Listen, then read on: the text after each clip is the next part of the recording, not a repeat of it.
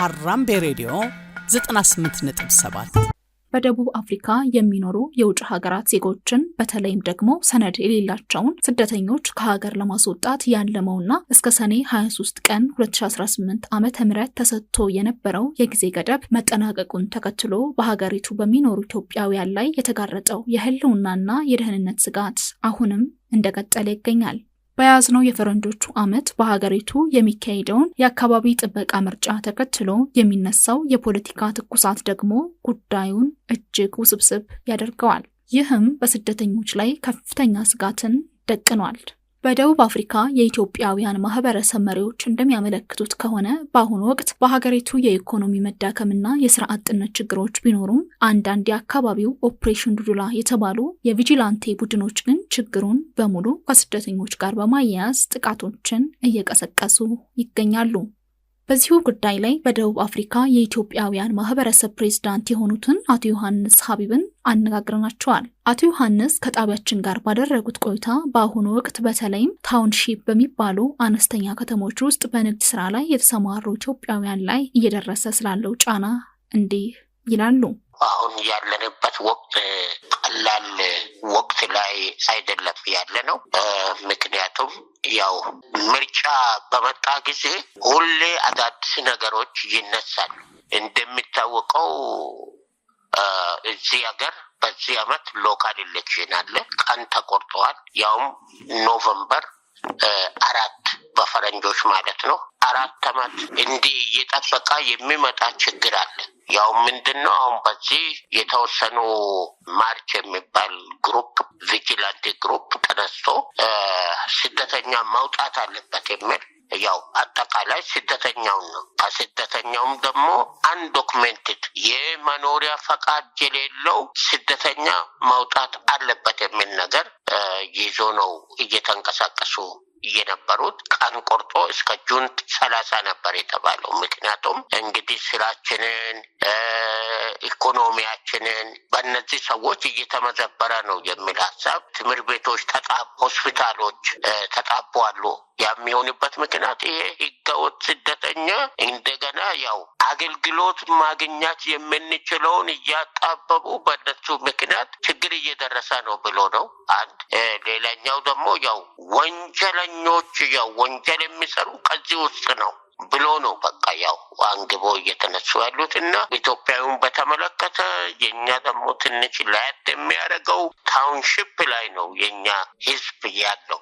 አብዛኛው እንግዲህ ስፓዛ ሾፕ ይባላል እንጂ የግሮሰሪ ሱቆች በየሎኬሽኑ ነው ያለው። አሁን ለኛ እንግዲህ 30 ካለፈ በኋላ በተለያዩ አካባቢዎች ስፔሻሊ ደርባንና ዙሪያ ዙሉ ናታል ይባላል ነገሩም የጀመረበት ነው። በመቀጠል ሀውቴን አካባቢ ነው። ሀውቴን አካባቢ ቫል አካባቢና እዚህ ቶኮዛ አካባቢ ያው ውጡልን እያሉ ያው ተዘረፉም አሉ የወጡም አሉ። ሱቃቹን ዘግታችሁ ውጡ እያሉ በመቀጠልም ወደ ሊምፖፖ ቤጋስፎርድ የሚባል አካባቢ ከ30 የማያንሱ ሱቆች ተዘግቶ ውጡ ተብለዋል። እና ያው በጣም ችግር የነበረው እንደገና ፑመለንጋ የሚባል ክልል ላይ ዊትባንክ ከተማ አካባቢ ነው። ይሄን እንግዲህ አበሻ በግሉ ሊከላከል የሚችልበት ሁኔታ በምንም አይነት ሊኖር አይችልም። በትልቅ ቻሌንጅ ውስጥ ነው አሁን ያለው የኢትዮጵያ ማህበረሰብ። በዚህ ያሉት የንግዱ ማህበረሰብ በየሎኬሽኑ ማለት ያው እንግዲህ ትልልቅ ከተሞች አሉ። ትልልቅ ከተሞች ዙሪያ ደግሞ አነስተኛ እንግዲህ ሎኬሽን የሚባሉ ዙሪያ ላይ ነው የሚኖሩ አበሾች። ያ ደግሞ ህዝቡ መሀል ስለሆነ ህዝቡ ግር ብሎ ስለሚወጣ ያን አበሻ የሚከላከልበት አቅምም ሚንስም የለው እና ይሄ ነው ያለው። እግዚአብሔር ይጠብቀን እንጂ ምንም እንኳን የደቡብ አፍሪካ መንግስት በሀገሪቱ የውስጥ ጉዳይ ሚኒስትር የሚመራ ግብረ ኃይል በማቋቋም በጀትን በመመደብ ሁከት እንዳይፈጠር ለመከላከል እየሞከረ ቢሆንም በየመንደሩ የሚነሱ ድንገተኛ ጥቃቶችን ግን ሙሉ ለሙሉ መቆጣጠር እንዳልተቻለ አቶ ዮሐንስ ሀቢቢ ገልጸዋል። እንደ ጋና፣ ናይጄሪያና ኡጋንዳ ያሉ ሀገራት መሪዎች ስለ ዜጎቻቸው በግልጽ ድምጻቸው እንዳሰሙ የሚገልጹት አቶ ዮሐንስ ከኢትዮጵያ መንግስት ግን የሚጠበቀውን ያህል ድምጽ አለመሰማቱንና የዲፕሎማሲ ድጋፍ አናሳ መሆኑ እንዳሳዘናቸው ፕሬዝዳንቱ ይገልጻሉ። በዚህ ጉዳይ ኢንፋክት የኢትዮጵያ መንግስት ልዑክ ልኮ ነበር አንዴ ነው የተላከው። ያንን ደግሞ ህዝቡም የማግኘት አጋጣሚ ነበረና መልእክት አስተላልፈን ነበር። ይሄ ደግሞ ከኢትዮጵያ መንግስት በኩል የሚደረገው በጣም ደካማ ነገር ነው። ምንም የምናየው ነገር የለም። እንደሚታወቀው ከኡጋንዳ ጀምሮ ናይጄሪያ፣ ጋና፣ ዚምባብዌ ኢቭን ቦትስዋና ህዝቧ ያልተነካ ጥቂት ሰው ነው ቦትስዋናዎች እዚህ ያሉት። ሁሉም በደንብ አድርጎ ፊት ለፊት መሪዎች አውርተዋል። ግን በኢትዮጵያ በኩል እኛ ከጠቅላይ ሚኒስትራችን ምንም የሰማን ነገር የለም። ምንም እንቅስቃሴ ያየን ነገር የለም።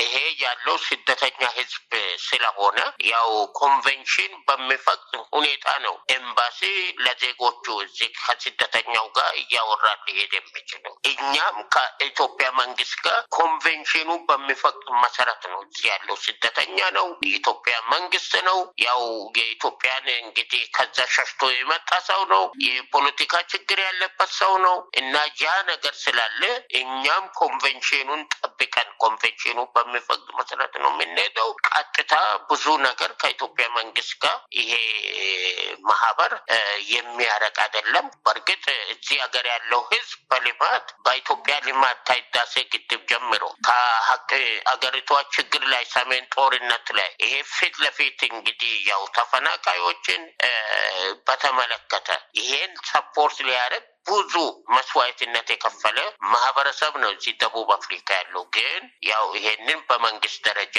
ስፔሻሊ ፕራይም ሚኒስተር ምንም ያሉ ነገር የለም፣ የሰማን ነገር የለም። ስሜታቸው እኛ በጣም እያዘንን ነው ያለነው። ድምጻቸውን ቢያሰሙ መልካም ነው የምንል ጫና ለዚህ ህዝብ አሁን ያለንበት ሁኔታ አጣብቂኝ ላይ ነው። በደቡብ አፍሪካ የሚኖሩና ሰነድ የሌላቸው በርካታ ኢትዮጵያውያን አሁን ላይ የከለላና የደህንነት ዋስትና አጥተው እንደሚገኙ የሚገልጹት አቶ ዮሐንስ የኢትዮጵያ መንግስት ከደቡብ አፍሪካ ጋር ያለውን የቆየ ዲፕሎማሲያዊ ግንኙነት በመጠቀም የወገኖቹን ደህንነት ለማስከበር ይፋዊና ጠንካራ የፖለቲካ ግፊት ሊያደርግ እንደሚገባ የማህበረሰብ መሪው ጥሪያቸውን ያስተላልፋሉ። በዚህ ላይ ያው ለዜጎች ማውራት መቻል አለባቸው የሚል ሀሳብ አለኝ። ስለ ዜጋው የሚያገባ መንግስት ከሆነ ይሄ ዜጋው ከሆነ ስደተኛ ቢሆንም እንደ ሌሎቹ ድምጽ ማሰማት አስፈላጊ ነው የሚል እምነት አለኝ።